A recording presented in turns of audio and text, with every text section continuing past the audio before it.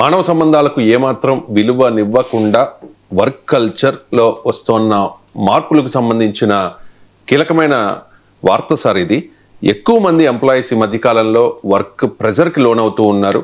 జంజీలు కూడా ఉన్నారు. దానిలో ఒక జంజీ ఎంప్లాయీకి అలాగే అతని మేనేజర్కి మధ్య జరిగిన ఒక సంభాషణ ఇప్పుడు సోషల్ మీడియాలో వైరల్ అవుతోంది సార్. అది మనం స్క్రీన్ మీద చూస్తూ ఉన్నాను. ప్రేక్షకుల కోసం ఒకసారి చదువుతాను అది. Sir, I just informed you that my uncle passed away last night. I need to be with my family today అని చెప్పి ఆ జంజీ ఎంప్లాయీ అతని మేనేజర్కి వాట్సాప్లో ఒక మెసేజ్ పంపిస్తే దానికి అతని మేనేజర్ ఇచ్చిన రిప్లై సార్ ఇది. But today is clients meeting, it's వెట్టిగో important, you can attend the meeting and then go, it is like he's not your parent. అంటే అతను జంజీ ఎంప్లాయీ రెస్పాండ్ అయ్యాడు sir. Excuse me, with all due respect, a death in the family is still a death. He helped raise me, he was practically a second father. You can't expect me to sit in a meeting pretending everything's normal. Ante manager ichina reply, I'm not saying it's not sad, but client won't wait అని చెప్పి ఈ chart చాలా పెద్దదే ఉంది sir. అంటే మానవ సంబంధాలకు ఎటువంటి విలువ ఇవ్వనట్టుగా ఇక్కడ మనకి తెలుస్తోంది. ఏంటి సార్ ఈ వర్క్ కల్చర్? కుటుంబంలో ఒక మనిషి చనిపోయినా కూడా పని చేయాల్సిందేనా? జరిగింది ఏంటి అంటే, ఒక ఉద్యోగి ఇంట్లో వాళ్ళ అంకుల్ చనిపోయాడు. అంటే బహుశా వాళ్ళ చిన్నానో పెద్దనానో చనిపోయాడు. సో అలా అంకుల్ చనిపోతే ఆ అంకుల్ ఇతను పెంచాడు, ఆ ఎంప్లాయీని. ఉమ్మడి కుటుంబాల్లో చాలా సందర్భాల్లో పెదనాన్న చేతుల్లో పెరుగుతారు కూడా. సో అలా ఇంట్లో తను పెంచాడు. ఇది లైక్ మై సెకండ్ ఫాదర్ అంటున్నాడు. అతను చనిపోయాడు, అందువల్ల లీవ్ కావాలి. నేను నిన్నటి వరకు అన్ని ఎక్కువ గంటలు పనిచేశాను, ఎక్కువ రోజులు కూడా పనిచేశాను, నా వర్క్ అంతా పూర్తి చేశాను, అందువల్ల ఇవాళ రాలేను అంటాడు. దానికి మేనేజర్ ఏమంటాడంటే, లేదు లేదు ఇలా క్లయింట్తో మీటింగ్ ఉంది, నువ్వు ఉండాల్సిందే, మీటింగ్ అంటే కావాలంటే పో అంటాడు. అయ్యా ఇది చావయ్యా అంటే, మీ తండ్రి కాదు కదా అంటాడు.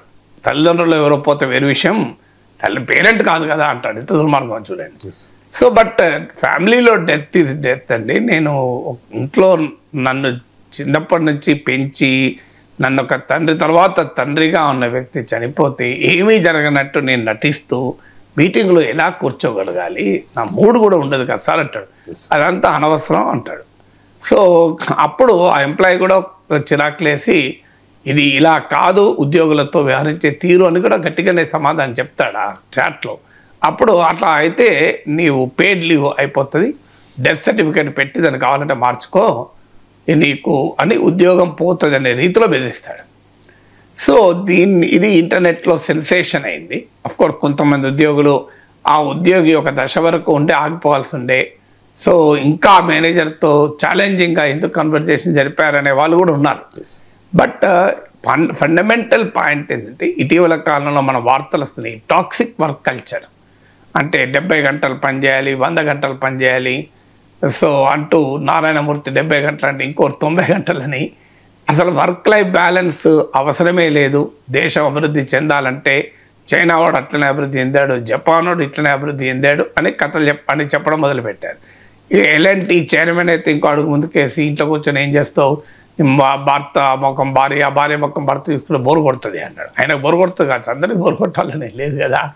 సో ఇలా రకరకాల రూపాల్లో ఈ వర్క్ కల్చర్ యొక్క రూపం మీకు ఒక మల్టీనేషనల్ కన్సల్టెన్సీ ఫర్మ్లో అన్నా సెబాస్టియన్ అనే అమ్మాయి, very young and brilliant chartered accountant, work pressure తట్టుకోలేక హార్ట్ అటాక్ వచ్చిందని కూడా దానిపైన పెద్ద వివాదం జరిగింది. సో దేశవ్యాప్తంగా ఇది ఒక చర్చ. ఏంటి అసలు హ్యూమన్ రిలేషన్స్ ఉండవా అంటే, మనిషికి ఒక టీంలో పనిచేస్తున్నప్పుడు ఎంపతి ఉండాలి కదా అని. సో ఆ ఎంపతి అనేది లేకపోవడం అనేది ఒక పెద్ద క్వశ్చన్ మార్క్గా ఉంటుంది. సో మనం వీ హ్యావ్ టు అండర్స్టాండ్, ఎదుటి వ్యక్తిని దృష్టిలో పెట్టుకొని మాట్లాడాలి. నాకు ఇప్పటికి గుర్తు, నేను ఎడిటర్గా హన్స్ ఇండియా పత్రికలో పనిచేస్తున్నాను. ఒక పేజ్ 1లో ఒక ఘోరంగా తప్పొచ్చింది హెడ్లైన్. ఎంత ఘోరం అంటే complete reverse meaning. So management అడుగుతుంది కదా, ఊకోరు కదా, ఎందుకంటే పెద్ద డ్యామేజ్ కదా. నన్ను అడిగారు ఏంటి ఇంత ఘోరంగా పెట్టి. అవును సార్ పొరపాటు అయింది అని. నేను చేయలే, అది ఫ్రంట్ పేజ్ చేసే అతను చేశాడు, ఫ్రంట్ పేజ్ చేసే అసిస్టెంట్ ఎడిటర్ చేశాడు. అది ఆ assistant editor is a very hard working పర్సనే. పొరపాటున ఒక్కరోజు పొరపాటు చేశారు, రోజు ఆయనే చేస్తారు. సో ఆ ఒక్కరోజు పొరపాటు చేశారు. దీనిపైన మేనేజ్మెంట్ అడిగి అతని ఫైర్ చేయండి, అట్లా చేస్తే ఉద్యోగం తీసేస్తే ఇంకోసారి బుద్ధి వస్తుంది, భయపడతారు, అతను ఫైర్ చేయండి అన్నారు. నేను అలా కాదండి, ఒక్కసారి మిస్టేక్ ఉంది, it's a very serious mistake, బదలించుదాం, కానీ ఈ ఒక్క మిస్టేక్ ఉద్యోగం తీసేది న్యాయం కాదు. ఇప్పటికీ నేను వచ్చి 2 years దాటిపోయింది. ఈ 2 yearsలో ఏ ఒక్క రోజు కూడా పేజ్ 1లో మిస్టేక్ చేయలేదు, చాలా ఇంప్రూవ్ చేశాడు. ఏంటంటే significant contribution to the improvement of the page 1. ఈ ఒక్కరోజు మిస్టేక్ కొరకు ఆ కంట్రిబ్యూషన్ అంతా నేను కాదనలేను అని నేను. కాదండి అతన్ని తీసేయాల్సిందే, మీరు ఎవరో చెప్పండి, మేము తీసేస్తాం మీకు తీయాలనిపించకపోతే అన్నాడు. అయితే ఎవరో అంటే చెప్తానండి అని చెప్పి మెసేజ్ పెట్టాను. ఎవరు అంటే కే నాగేశ్వర్ అని. ఆయన ఫోన్ చేసి అదే సార్ మీ పేరు రాస్తారంటే నేనేనయ్యా. ఇప్పుడు 2 ఏళ్ళుగా పేజ్ 1 ఇంప్రూవ్ అవుతుంటే, పేపర్ ఇంప్రూవ్ అవుతుంటే మీరు ఏమన్నారు? నన్నే అడిగారు ఎప్పుడన్నా ఎవరు చేస్తున్నారు ఇది అని. ఎడిటర్గా నేనే చేస్తున్నా అని చెప్పి నన్ను మెచ్చుకుంటూ వచ్చాను. నేను ఆ క్రెడిట్ అంటూ తీసుకుంటూ వచ్చాను. ఇవాళ ఒక పొరపాటు జరిగినప్పుడు మాత్రం నాది కాదు, పలానా ఎంప్లాయీది అనడం కరెక్ట్ కాదు, తీసేస్తే నా ఉద్యోగం తీసేయండి, ఎట్టి పరిస్థితుల్లో ఆ ఎంప్లాయీ ఎవరో నేను చెప్పను అని చెప్పాను. I will stand by. మీరు కనుక ఆ ఉద్యోగిని తెలుసుకొని తీసేస్తే నేను రిజైన్ చేసి వెళ్ళిపోతాను. ఎందుకంటే దట్ ఈస్ ద టీమ్ లీడర్గా నా బాధ్యత. Otherwise how can I inspire my team అన్నాడు. ఇంకో ఉదాహరణ చెప్తాను. నేను హెడ్ ఆఫ్ ది డిపార్ట్మెంట్గా ఉన్న సమయంలో ఒక టీచరు మార్కులు చాలా తక్కువ వేశాడు. తక్కువ వేస్తే పెద్ద ఎత్తున అల్లరి జరిగింది. వచ్చి నా room, head of the department రూమ్లో పెద్ద గొడవ. ఎవడో చెప్పండి సార్, ఆ సంగతి చెప్తాం, ఆ సార్ సంగతి చెప్తాం, ఆయన వల్ల మేము ఫెయిల్ అయినాడు గొడవ.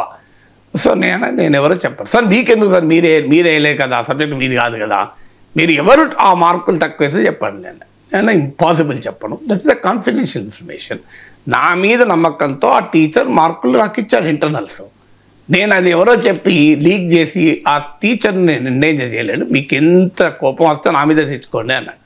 మొత్తం అద్దాలు పలకొట్టారు, నా రూమ్లో చైర్ ఇరక్కొట్టారు, టేబుల్ ఇరక్కొట్టారు, ఫోన్ విత్తేశారు. But never refuse. ఎట్టి పరిస్థితుల్లో నేను చెప్పలేదు. ఇప్పటికి కూడా వాళ్ళు జర్నలిజంలో పనిచేస్తున్నారు, మీడియాలో కలుస్తుంటారు. సార్ ఆ రోజు గుర్తుంటారు సార్, ఎంత చెప్పాలో చెప్పలేదు సార్ అని. అంటే ఏంటి, ఎందుకు ఈ 2 ఉదాహరణలు చెప్పండి. When you are a leader, you have to protect your people. నీ దగ్గర పనిచేసే వారు రైట్ చేస్తున్నామో క్రెడిట్ తీసుకొని, తప్పు చేస్తున్నామో వాళ్ళ మీద వేయకూడదు అనేది. అందువల్ల మీకు మేనేజర్లు ఎలా ఉండాలి అంటే they should own there employees, team members. అదే కదా లీడర్ అంటే. మేనేజర్కు లీడర్కు ఉన్న లక్షణం తేడా అదే. Manager is a fellow only managers. Leader is one who leads from the front. ముందుండి పోరాడాలి. ఆ లీడర్ అంటే అది కదా గొప్పతనం అంటే. ఆ బ్లేమ్ అవసరమైతే తాను తీసుకోవాలి. ఆ ఉద్యోగి పని బాధ్యత అవసరమైతే మేనేజర్ తాను తీసుకోవాలి. ఆ క్లయింట్కి ఎక్స్ప్లెయిన్ చేసుకోగలగాలి. క్లయింట్లు కూడా అంత దుర్మార్గంగా ఉంటారా? ఇప్పుడు మీకు ఆ కన్సర్న్ పర్సన్ వాళ్ళ ఇంట్లో ట్రాజడీ జరిగిందండి, let us have a meeting tomorrow అంటే కంపెనీ క్లయింట్ వాడు కట్ చేసుకుని వెళ్ళిపోతారా? ఇప్పుడు ఈవెన్ అమెరికాలో కూడా మన వాళ్ళు చెప్తుంటారు, ఆ వైట్ అమెరికన్ మేనేజర్లు అర్థం చేసుకున్నంత కూడా మన వాళ్ళు అర్థం చేసుకోరని. మన జనరల్గా మనం ఏమనుకుంటాం, మన వాళ్ళైతే ఇంకెక్కువ ఎంపతి ఉంటుంది, ఇండియన్ కదా అని. ఉండదట. ఆ మేరకు వైట్ అమెరికన్ అయినా వాడు అంటారు వాళ్ళు, తెల్లోడైనా నయమైనా అర్థం చేసుకుంటాడు, మనోడు అసలే అర్థం చేసుకోడు అని. తెల్లోడైనా ఇట్లా హ్యాపెన్ అంటే they don't even they believe it అట. సో ఈవెన్ నిజమా కాదా అని కూడా టెస్ట్ చేయడు. ఇప్పుడు ఇక్కడ చూడు మేనేజర్ డెత్ సర్టిఫికేట్ పెట్టుకుంటున్నాడు అంటే ఎంతో దుర్మార్గం చూడండి, డెత్ సర్టిఫికేట్ పెట్టాలట. అంటే ఒక ఎంప్లాయీ నీ కోసం ఇన్ని గంటలు, ఇన్ని రోజులు, ఇన్ని ఏళ్ళు పనిచేస్తున్నప్పుడు how do you treat that? Human relations ఉండాలి, ఎంపతి. అది నా దగ్గర జరిగితే ఏంటి, నా ఇంట్లోనే జరిగితే ఏంటి అనే భావన ఉండాలి కదా. అంటే మనుషుల్ని యంత్రాలుగా మార్చేస్తున్నారు, అది సమస్య. లేటెస్ట్గా వార్త వచ్చింది, economic times, mint, money control అన్నింటిలో వచ్చింది. Cognizant work flow management tool ఒకటి పెట్టుకుంది అని కాగ్నిజెంట్ డినై చేసింది. అలాంటిది ఏమీ లేదని. కానీ పెద్ద డిబేట్ నడుస్తుంది. ఏంటంటే అది నీ ల్యాప్టాప్ను ఆఫీస్లో మానిటర్ చేస్తారు. అంటే ఇప్పుడు ఉద్యోగులకు ఐటీ రంగంలో కంపెనీలే ల్యాప్టాప్లు ఇస్తాయి. కంపెనీ ల్యాప్టాప్లోనే పనిచేయాలి. సాఫ్ట్వేర్ అంతా కంపెనీ ల్యాప్టాప్ ఉంటుంది. నువ్వు ఉద్యోగం మానేసినప్పుడు ల్యాప్టాప్ ఇచ్చేసి వెళ్ళిపోవాలి. సో పర్సనల్ ల్యాప్టాప్ ఉన్నా కూడా దాంట్లో అలౌ చేయరు, యాక్సెప్ట్ చేయరు. ఈ ల్యాప్టాప్ను ఆఫీస్లో మానిటర్ చేస్తారట. 5 నిమిషాల పాటు కీబోర్డు, మౌజు కదలలేదనుకోండి, నువ్వు ఐడియల్గా ఉన్నావని కంక్లూజన్కి వస్తారట. అంటే ఎప్పటికీ మౌజును కదిలిస్తున్నారు, పని చేసినా చేయకపోయినా అని. కీబోర్డ్ కదిలిస్తున్నారు. ఇంత దుర్మార్గం చూడండి. అంటే ప్రొడక్టివిటీ అంటే వాళ్ళ దృష్టిలో అది. ఇప్పుడు వాడు ఏ పని చేయకుండా కూడా మౌజును ఇట్లా ఇట్లా ఇట్లా అనడంకో పని చేసేట్టు లెక్కనట. దాని అర్థం ఉందా? సో అలాగే 15 నిమిషాల పాటు మౌజ్ కదలలేదు, కీబోర్డ్ కదలలేదు అనుకోండి, అతను సిస్టమ్ ముందు లేనట్టుగా పరిగణిస్తారట. ఇది ప్రొడక్టివిటీ కంట్రోల్. ఎక్కడైనా ప్రొడక్టివిటీ అంటే ఇది అవుట్పుట్ కాదు, అవుట్కమ్ కావాలి కదా. మనిషి ఎంత పని చేసామన్నది కాదు, ఏం పని చేసామన్నది ముఖ్యం కదా. 4 గంటలు చెత్త పని చేస్తాడు, ఏమి రిజల్ట్ ఉండదు, ఏం లాభం? సో 4 గంటలు 2 గంటలు వంట చేస్తాడు, టేస్ట్ ఉండదు, ఏం లాభం?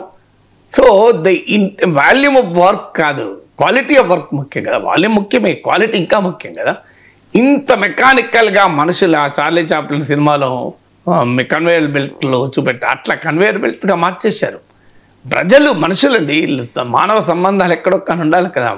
అసలు మనిషికి వర్క్ లైఫ్ బ్యాలెన్స్ అవసరం లేదు. మనిషి యంత్రంగా గంటల కొద్ది పనిచేస్తేనే ఉండాలి. మనిషి క్రియేటివిటీ అవసరం లేదు. ప్రొడక్టివిటీ అంటే నువ్వు ఎన్ని గంటలు పనిచేసావు, ఎన్ని మీటింగ్లు అటెండ్ అయ్యావు, ఇది కాదు కదా. So very disturbing toxic work culture create అవుతుంది. దాంతో యంగర్ జనరేషన్ ఇవాళ కంపెనీస్లో అట్రిషన్ రేట్ అంటారు, అంటే ఉద్యోగులు మానేయడం. చాలా ఇంట్రెస్టింగ్ ట్రెండ్ ఉంటుంది రవిశంకర్. ఇప్పుడు ఏంటంటే ఒకవైపేమో ఉద్యోగాలు దొరకక బాధపడుతున్నారు, మరోవైపేమో ఉద్యోగ కంపెనీలకు వాళ్ళు ఎదుర్కొంటున్న సమస్య ఏంటంటే టాలెంట్ వెళ్ళిపోతుంది, అట్రిషన్ రేట్ అంటారు. చాలామంది ఉద్యోగాలు ఎందుకు మానేసిన వాళ్ళు మీరు అడగండి ఎందుకు మానేశారని. వాళ్ళు ఏం చెప్తారు, మానేయటానికి కారణం ఏంటి అంటే they don't like that work culture. New generation ఇప్పుడు నాకు ఇంత శాలరీస్ వచ్చిందని చూడరు. If the work culture is not good they don't want to work. ఎందుకంటే పనిని ప్రేమించాలి కదా, పనిని ఆనందంగా చేయగలగాలి. పనిని భారంగా మార్చి వాళ్ళను భయంకరంగా హింసించి హరాస్ చేసి అదే తాను గొప్ప పనిగా భావించేటువంటి స్వభావం ఉంటుంది. అందువల్ల ultimately companies should invest in human resources. మన ఈ మేనేజర్లకు కూడా టెక్నికల్ స్కిల్ అప్డేటే కాదు, హ్యూమన్ రిలేషన్స్ కూడా అప్డేట్ చేయాలి. అన్ని కంపెనీలు అలా ఉన్నాయని అంటలేను, అందరు మేనేజర్లు అలా ఉన్నారని అంటలేను. But that is the way how do you deal with your employees అనేది కీలకం కదా.